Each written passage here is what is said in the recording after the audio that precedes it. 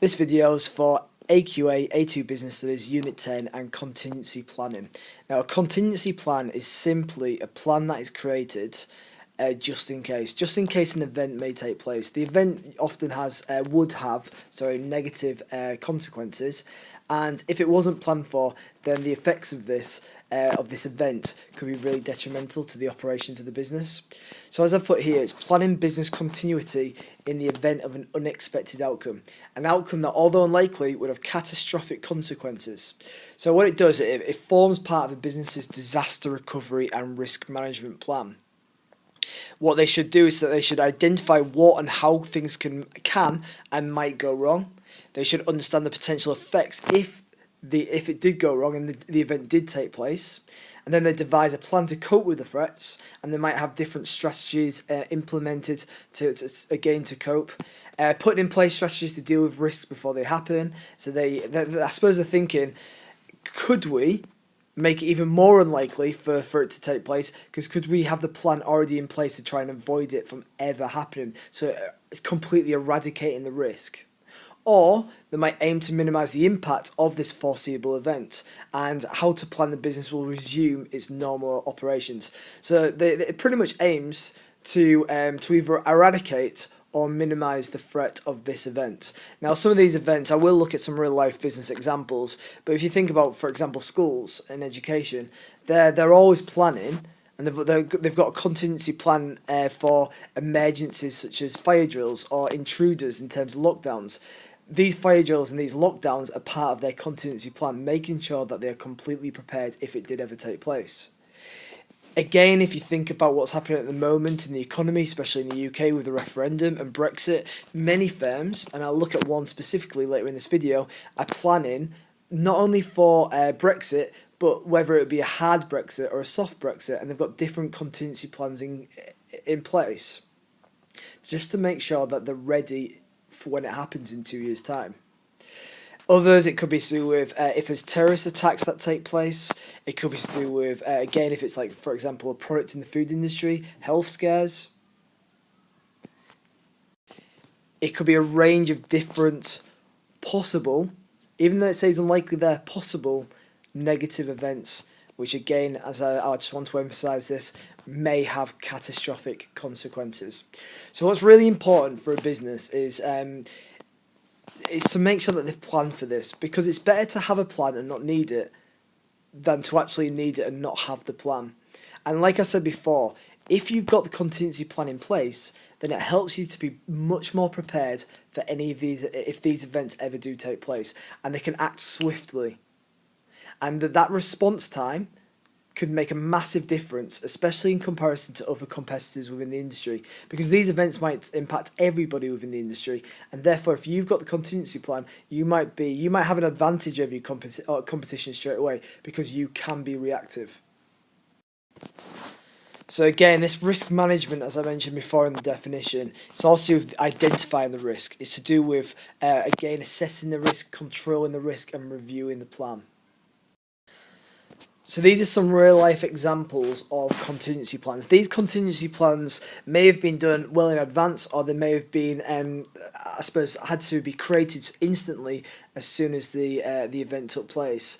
And again, those plans that were done in advance would be much more effective. But Thomas Cook implements emergency plans to fly tourists into Manchester from the Gambia. So that's to do with, for example, civil wars that might be taking place in certain countries.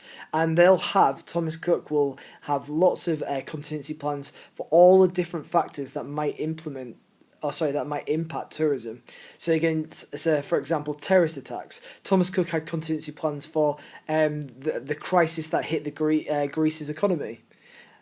So they will have plans in place just to avoid the upset of these events, and how, again, it could cause a massive decline in passengers.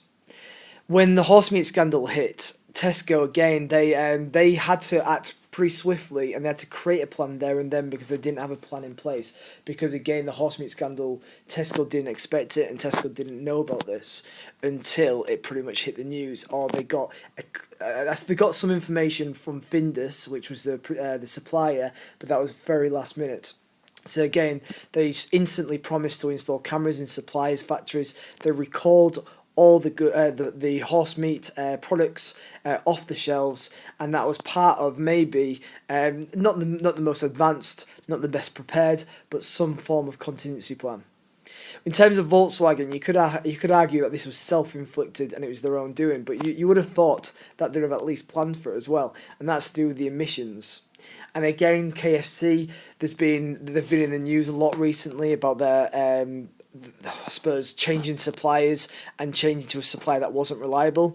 Did they have a contingency plan in place? It doesn't seem like they did. If you're changing suppliers, you would expect that they would have planned for any type of event to take place with the changeover. But it seems like they didn't, and they had to shut many stores, which again emphasises why contingency plans are so important. If KFC had prepared, maybe they would have had enough buffer stock, and they may have been able to distribute it to the shops that were the short and avoid outlets from being closed. This time, though, in this scenario in 2005, they did create a contingency plan, and that was to do with the bird flu.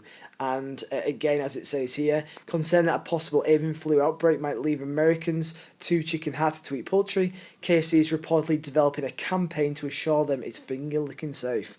So they created a website based on information on the flu outbreak, just to kind of instill confidence in the customer that KFC was still okay to eat. So that was one part of their plan. Now, another example that I'm going to show you is based on HSB, and it's to do with Brexit.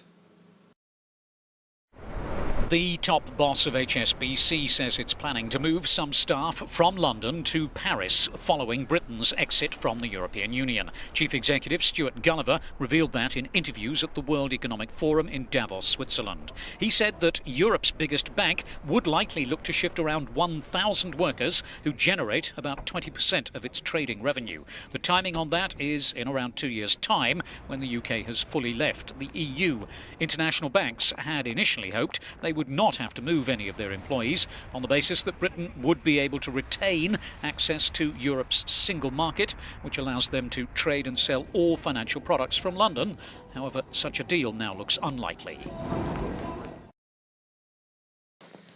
So we can see that because HSBC, they're not confident with, I suppose, Britain's ability to create a good trade deal with the European Union, they're planning ahead straight away, and they're actually acting on it. So not only have they implemented a contingency plan, but they're well on the way of actually going ahead with this plan as well. And the first step is to move employees from London to Paris.